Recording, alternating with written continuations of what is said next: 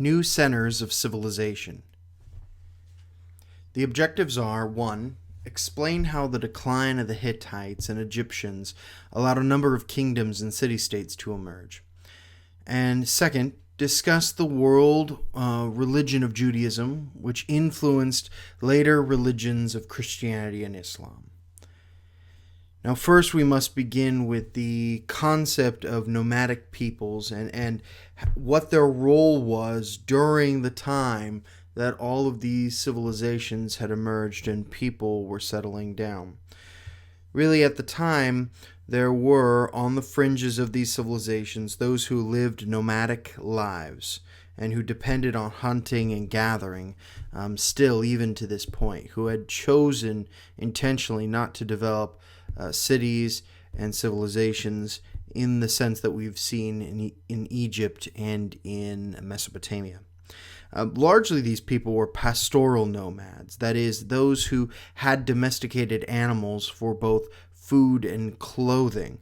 However, they moved regularly in migratory patterns, continually to provide their domesticated animals with abundant food supply. Now, nomads often passed on new technology and new technological developments, such as bronze and iron, onto one civilization from another. So, since the nomadic peoples have a migratory pattern, fairly consistent, they might pick up a technology from one place and pass it on through trade to another place. And so they really become the facilitators by which technology spreads throughout the Middle East primarily. And this will be true of iron and bronze and those sorts of technologies that begin to spread. Now, one of the nomadic groups early on are the Indo-Europeans, and the Indo-Europeans were one of the most important nomadic groups of the time. Now, largely, these Indo-Europeans are identified by a linguistic marker. And so we might call these people, since we have no idea who they actually were, the Indo-European people group, based on the linguistic connection that we see through the consequences of their presence. So, for example, Greek, Latin, Persian, Sanskrit, and Germanic languages all derive from some kind of Indo-European root. And so whoever spoke that Indo-European root really was the tribal group that allowed the spreading of technology and their culture to different regions. Now, one of these groups were known as the Hittites, and they created an empire in Western Asia between 1600 and 1200 BCE. Now, the Hittites were the first of the Indo-European peoples to make use of iron, which is, of course, stronger and cheaper due to the widespread availability of iron ore. Obviously, bronze is very expensive because it's based on copper and tin, which are far more scarce, whereas iron is cheaper. It's everywhere. That iron ore is abundant. Of course, it takes a certain craft in terms of getting the fire hot enough to melt down that iron ore. And so the Hittites really devised this. Now, ultimately, the Sea Peoples, whoever those people were, destroyed the Hittite Empire. I mean, these are the same Sea Peoples that destroyed the Egyptian Empire as well. So whoever these people were, it's somewhat mysterious. But this allowed a number of small kingdoms and city-states to emerge in the wake of the Sea People's conquest, both in Egypt and in the Hittites, which allowed smaller kind of kingdoms that would never otherwise have the ability and power to be independent from these larger empires. And so we see that as a consequence of whoever these Sea People were and their conquest. So with the collapse of the Hittite kingdom, you see various smaller kingdoms and city-states emerge and attempt to dominate the region. Now, one of these people groups were the Phoenicians. Now, the Phoenicians were a group that really focused on trade. Trade was the basis of the Phoenician prosperity in the Mediterranean, and they established port cities all along that eastern Mediterranean coast. What they were well known for was purple dye, glass, and lumber, particularly the cedars in the forest of Lebanon, which was a major trade item, very lucrative. Many people wanted the cedars of Lebanon. But what they were really, really, really well known for was the purple dye, which was actually extracted from a particular snail that was only near certain settlements that they had. And, of course, this was very expensive, and it was used to dye linen cloth. And because of it, it was so expensive, this color purple became kind of equated to wealthy and elite people, which you'll see that kind of trend carry in Western civilization, because purple inevitably becomes kind of the color of royalty and power and wealth. Now, the Phoenicians charted new trade routes into the Atlantic. They passed the Pillars of Hercules, as they were known later by the Greeks, the Strait of Gibraltar, and really passed in through past Britain. They explored Britain. They went down the coast of Africa to some extent. They established many colonies all along the African seaboard in the Mediterranean. The most famous, of course, of the Phoenician settlements was Carthage. Carthage in northern Africa is really going to be a central focus point for wealthy, abundant trade, and will also inevitably bring these people into conflict with the rise of Rome. So the Phoenicians, their lasting contribution to civilization, to society, particularly to Western civilization, is their alphabet. The Phoenician alphabet, which used symbols, which represented sounds, when combined together created words, was really the foundation of language for the Greeks and Romans, and really the linguistic foundation for all Western languages in a true sense. And in fact, most languages in the world, other than the Far East Asian languages. So you see, in most civilizations early on, it was pictographic, right? That the image itself didn't represent a sound, but represented a concept. We see this still alive today in East Asian languages like Chinese, for example, where the symbol really represents a concept.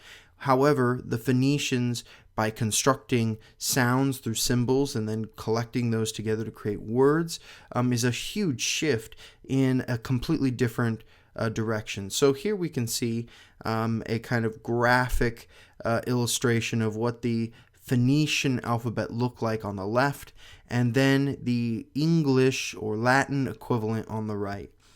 So while there, in many senses, seems no kind of connection, you can see the connection in some of them. For example, if we look at D, there's a clear relationship there, or L, or M, or N, or K. We can see that there's a relationship. And so this is very fundamental in the foundation of Western linguistic practices. Now, one of the other groups, other than the Phoenicians, that was able to prosper without the Hittites and other major empires in the region was Israel. Now, technically, we're talking about the tribes of Abraham, or the Hebrews, as they might be called. They were known as the children of Israel, that is, the 12 sons who formed tribes, and they were the sons of Israel.